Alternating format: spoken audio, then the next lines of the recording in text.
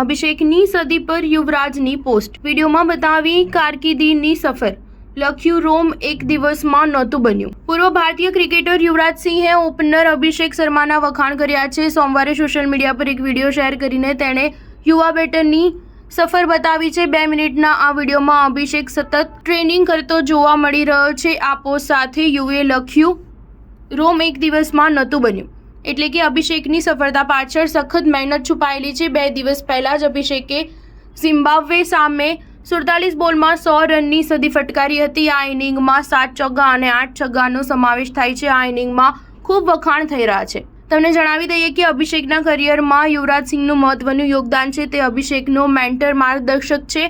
યુવરાજસિંહે match બાદ અભિષેક શર્મા સાથે video call પર વાત પણ કરી હતી. યુવરાજે અભિષેકના પોતાના જ રેકોર્ડ તોડવા બદલ પણ વખાણ કર્યા હતા. વિજય બાદ અભિષેકે યુવરાજને ફોન કર્યો હતો. તેમના રાજકુમારે કહ્યું કે મને તમારા પર ગર્વ છે, આમ જ રમતા રહો. પ્રથમ મેચમાં 0 પર આઉટ થયા બાદ પણ અભિષેકે યુવરાજને ફોન કર્યો હતો. અભિષેકે કહ્યું કે તે નથી જાણતો કે કેમ, પરંતુ તે ખૂબ જ ખુશ હતો અને કહી રહ્યો હતો કે આ એક સારી શરૂઆત છે. મને લાગે છે કે બીજી મેચ પછી તે ગર્વ અનુભવતો હશે, જેમ કે મારો પરિવાર ગર્વ અનુભવી રહ્યો છે. આ તેમના કારણે જ થઈ રહ્યું છે.